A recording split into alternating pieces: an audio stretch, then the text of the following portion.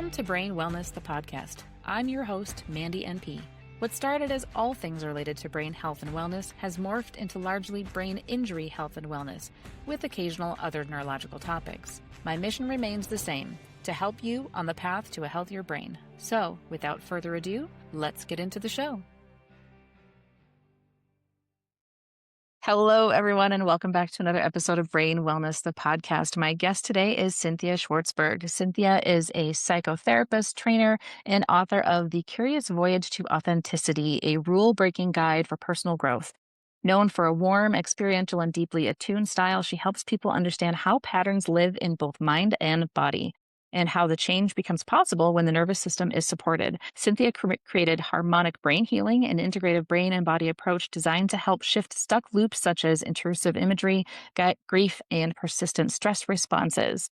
Her work bridges practical neuroscience-informed tools with an invitational human approach that helps people build more agency, clarity, and self-trust.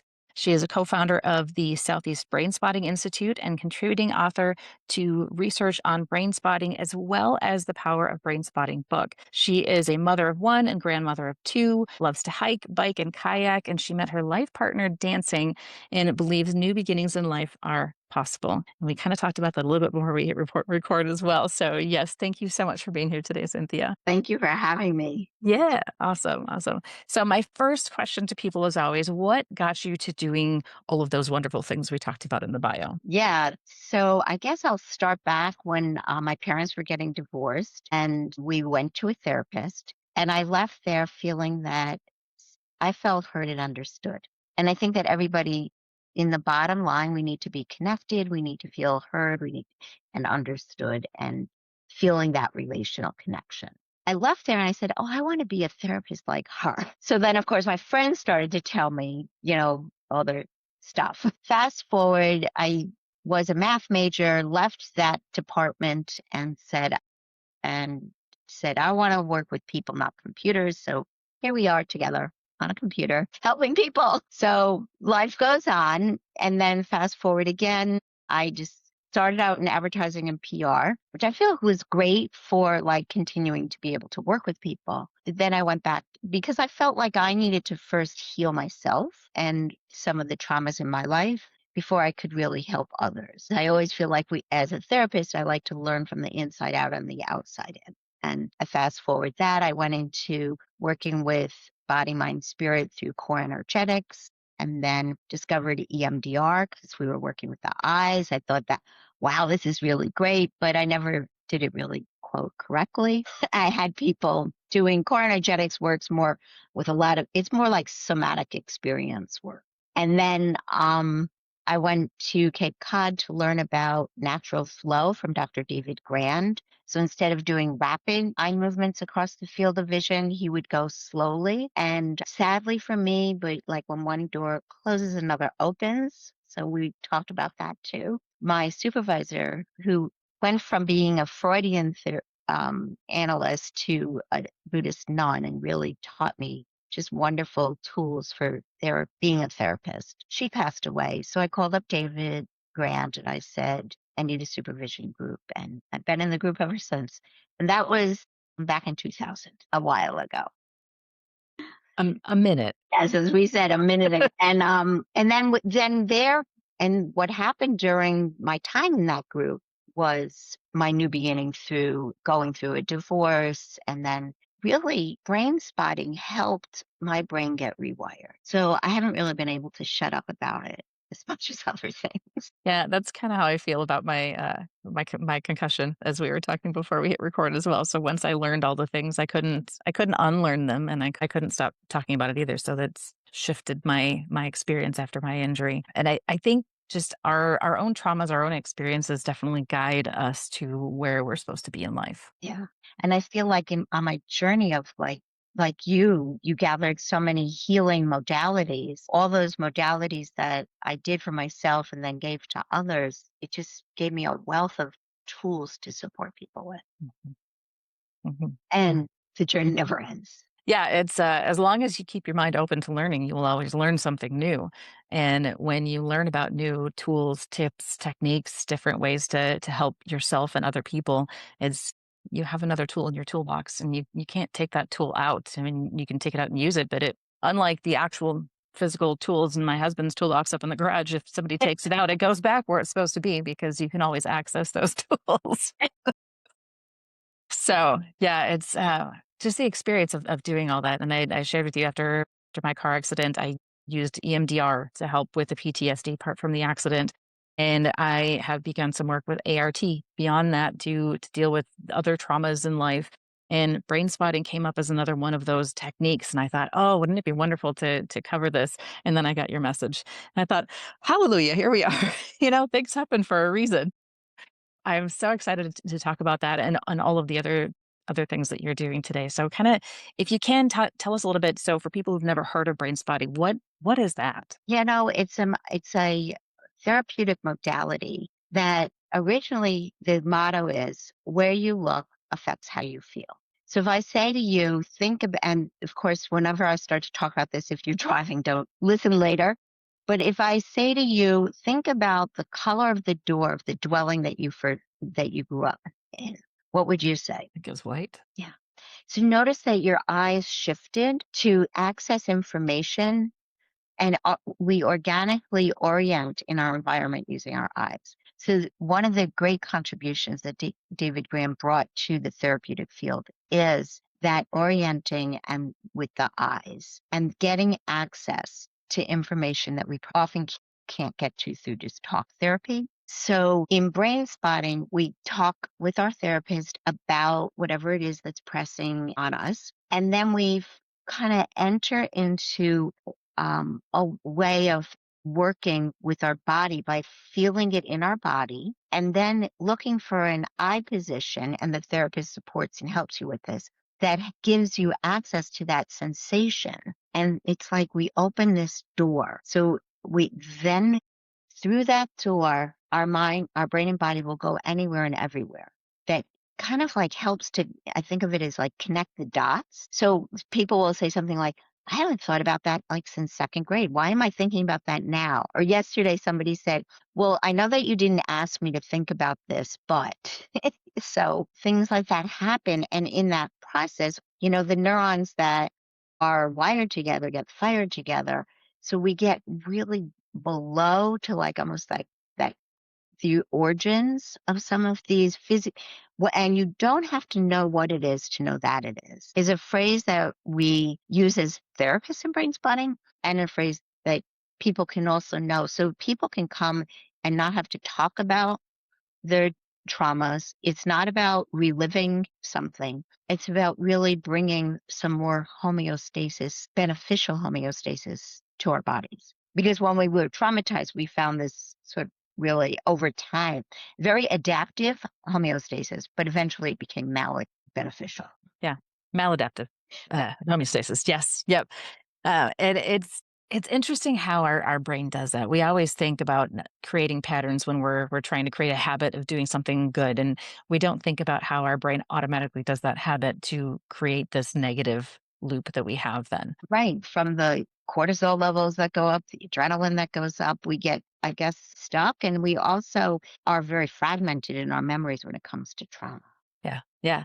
How can we work on memories and reframe them when we don't talk about them? Well, it depends. So let's say every time I think about this, I get a gulp in my throat, right? Yeah. So we start with the gulp in your throat, and then the body can help unravel, and then thoughts come to mind. So it's such a bottom up approach, top down, bottom up. So physiologically, I may not know the story behind the gulp because we organically will have a sensation.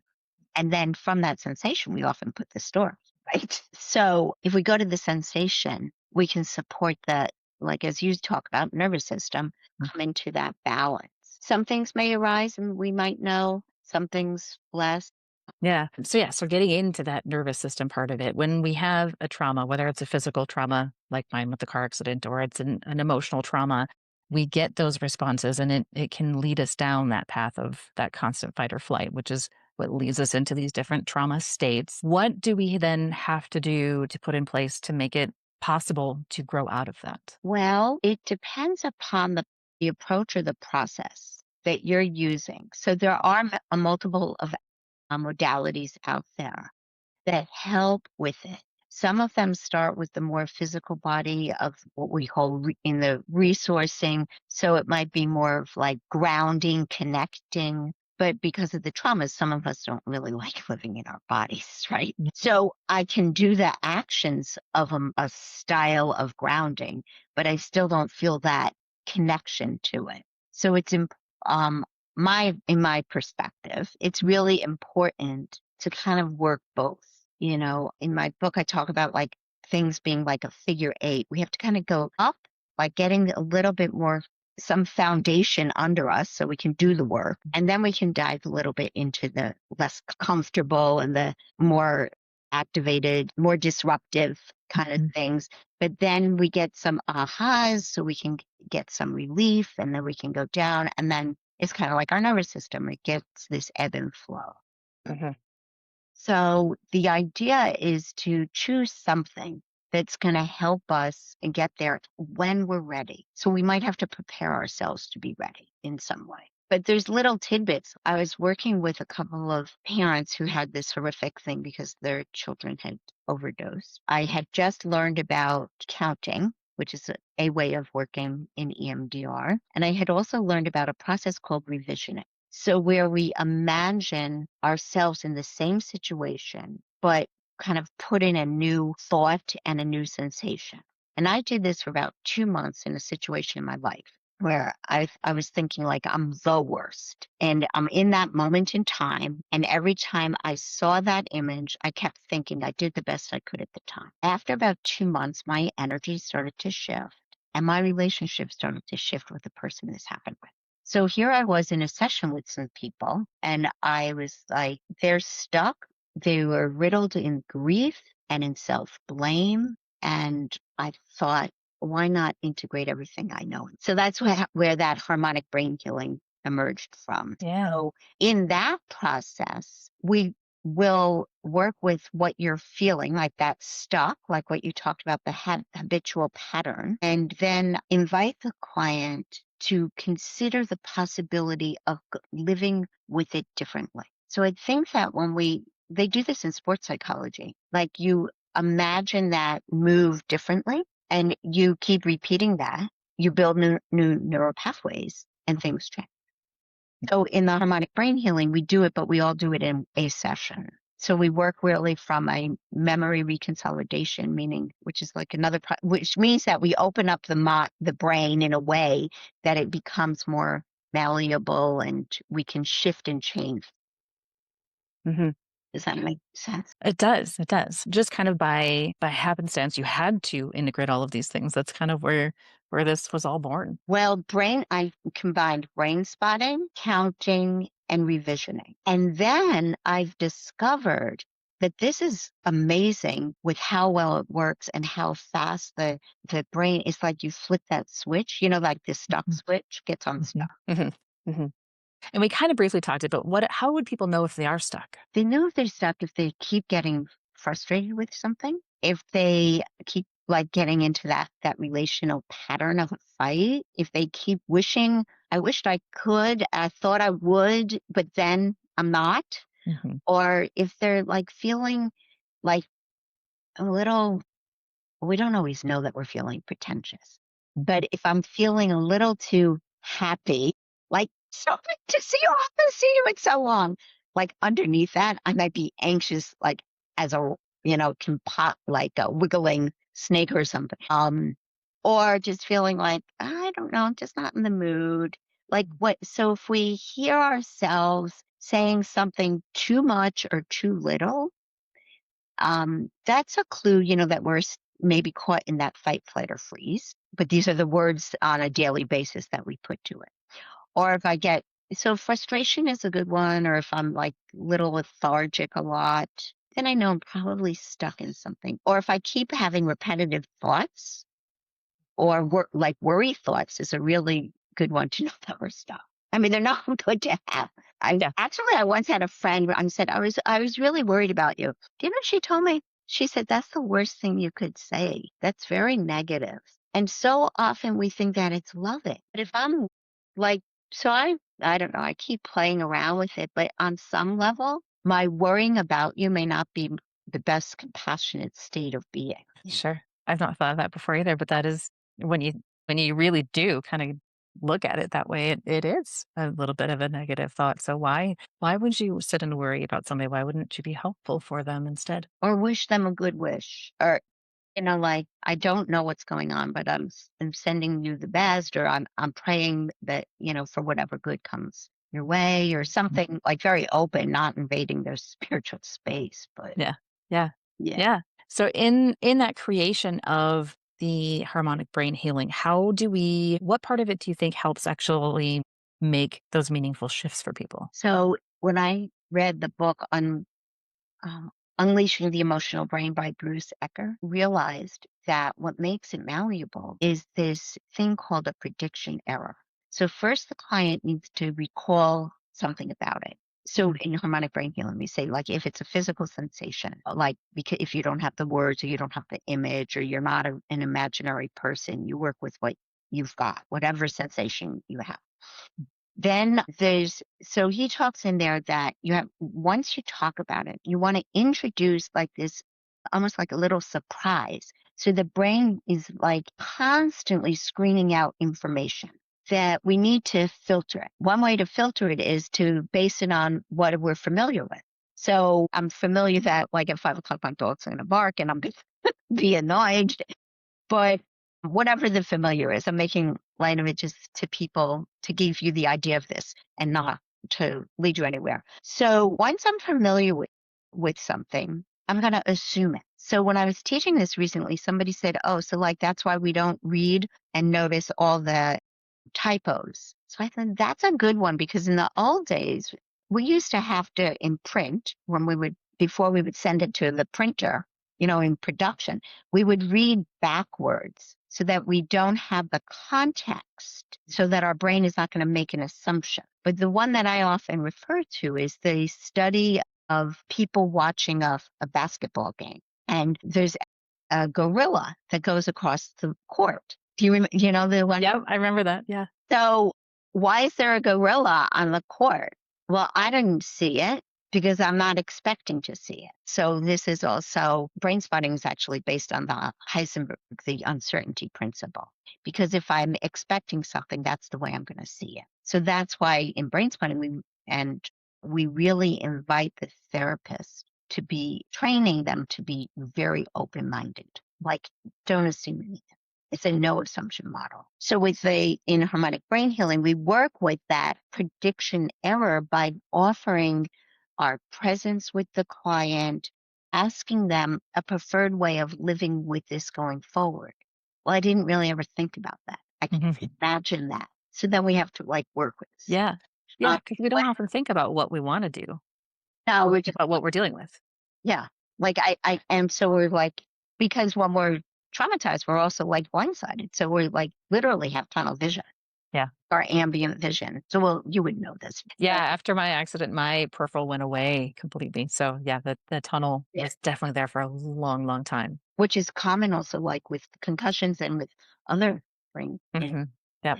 Yeah, Yeah. the world gets a lot narrower at that Right. point. And some people don't have the depth perception. I have a friend, like, the world is flat. No, I have so many jokes with that. We have jokes in our house that if the world was flat, the cats would knock everything off the edge. So that's how we know the world is not flat. But yes, when our vision gets affected after some sort of trauma, then we experience it differently. We experience life completely differently. And it's been fascinating to me to learn how EMDR, ART, and now brain spotting all use this visual aspect to really kind of reframe your emotions, your feeling, how you live with that memory in your life. Right. And I would say that the vision isn't necessarily reframing it, but it's really getting access to the brain doing what it needs to do, completing that healing process in one way or another.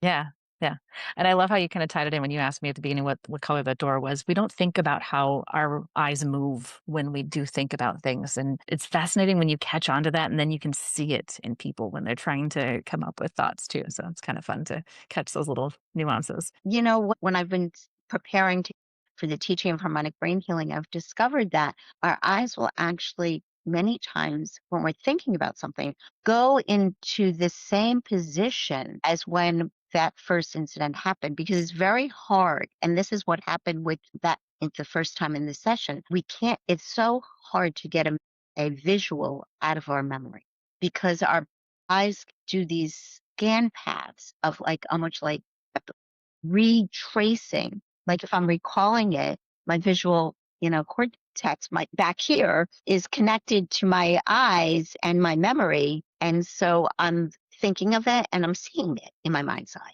So that's the other aspect of the prediction error, is to offer different places to break up the pattern of that scan path. Is that in harmonic brain healing, we'll use two different spots. The client, if they choose a third, they choose it, and they choose what they choose, but to look in these different directions.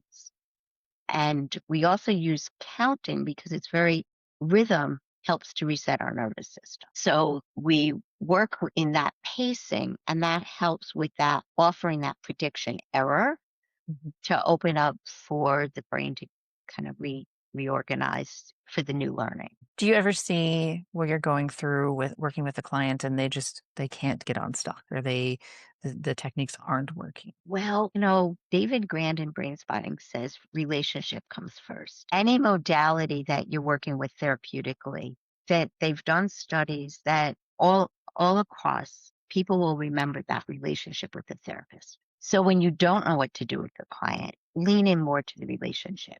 Lean into that compassion. Lean into presence in the moment, being with them. And then, of course, like, and as you found in your healing, and I discovered in my healing, we're whole beings and we're whole systems, and we enter the healing process from multiple levels and ways to support the wholeness of a person. So if I'm feeling that we've done something, like especially like with more cognitive related talk therapies, like if we've worked and things aren't changing, then maybe we need to look more physiologically.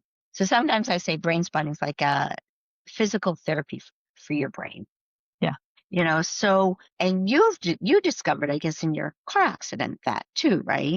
Yeah. Yeah. It was definitely a therapy that was necessary. I couldn't go without it. One thing I've talked to people all the time in the concussion world now is that if you have PTSD and an injury at the same time, so if your injury came from a car accident or intimate partner violence, some sort of assault, whatever it was, there's going to be PTSD involved in that. And if you're stuck mentally, in addition to that physical trauma, it doesn't let you heal. So you have to address it. So in my practice now, mental health is not an option. It's not a nice thing to have. It's part of the healing journey. You have to go through that. You have to fix that mental cycle so that you can see the physical healing from the brain injury as well.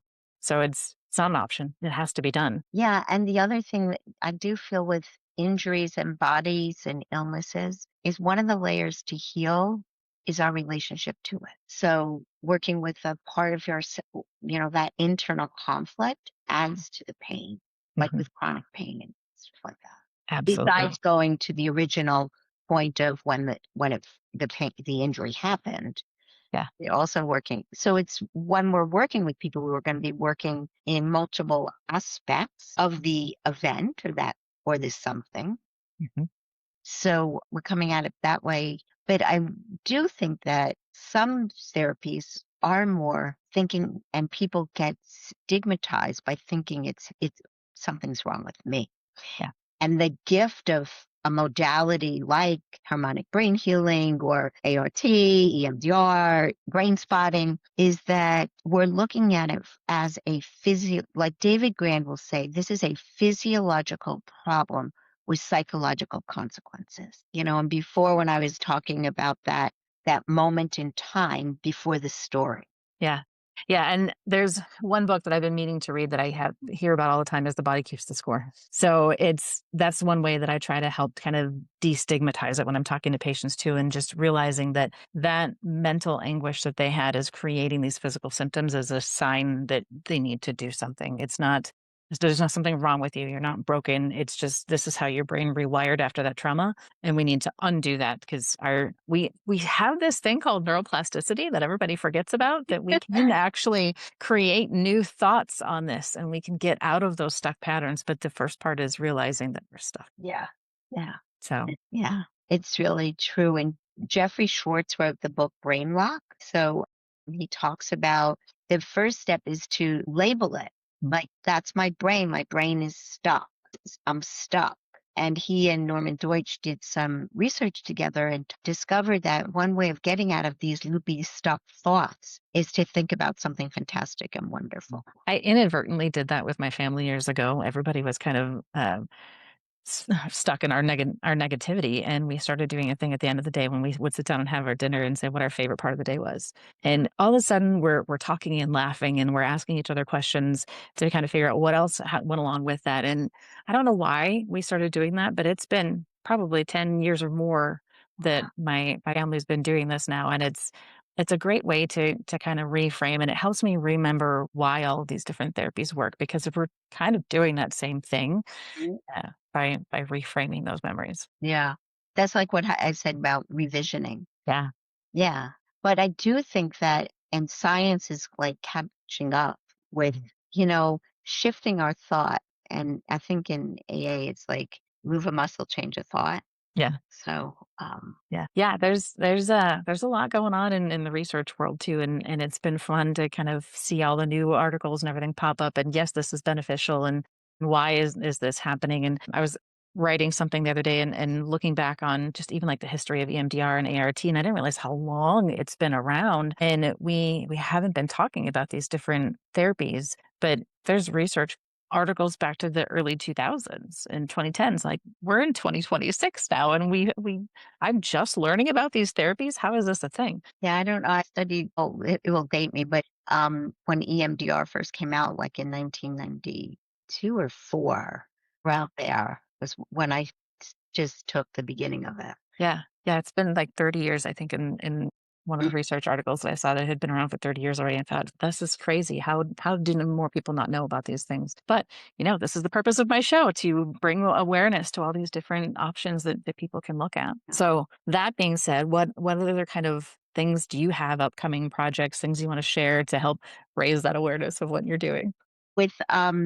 With all the years of working with all the tools like we spoke about, Mhm. I came out with the book, The Curious Voyage to Authenticity, a rubric and guide for personal growth, and gathered a lot of those tools into like the voyage of going from that automatic, I don't know why I can't stop this, to looking at our values and our priorities, to really going into the body and to the thoughts and the belief system to help rewrite and to reorganize so that we come from a more authentic place. So I have classes on that. One class is starting next Wednesday. So if anybody like catches this and listens to it, they can certainly contact me because I can get them caught up if they just miss like a week. But I love teaching these classes because sitting in front of people and I'm just like going, wow, this is how I feel with harmonic brain healing, how I feel with brain spotting. It's like,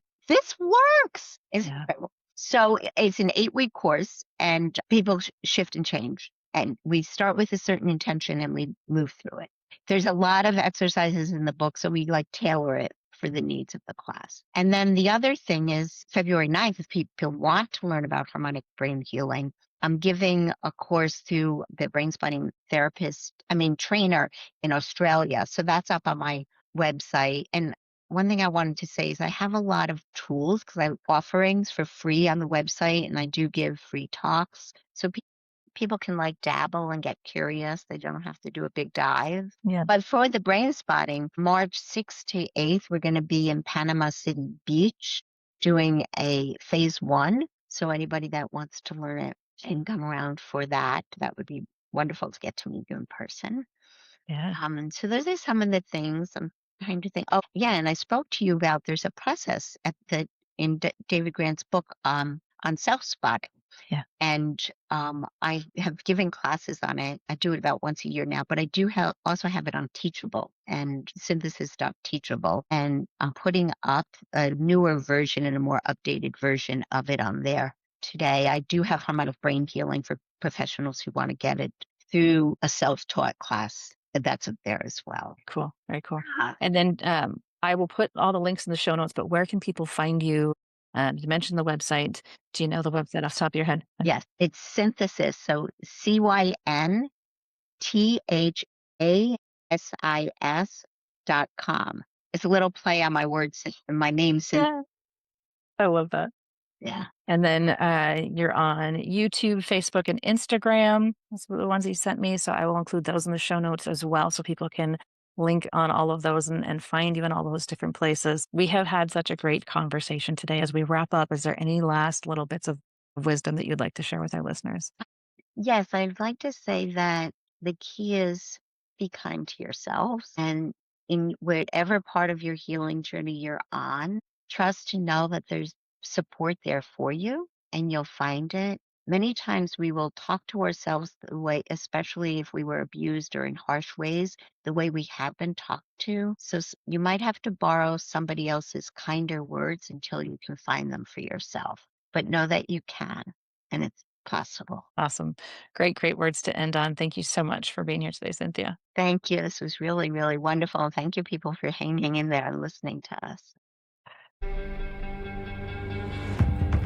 Thanks for tuning in to this episode of Brain Wellness, the podcast. If you enjoyed this episode, I encourage you to subscribe, like, leave a comment, and share it so that others can benefit. Please also consider supporting the show by buying me a coffee. The link is in the show notes. You can also go to www.brainwellnesssolutions.com to catch the latest info and get links on all of the social medias there. See you next time.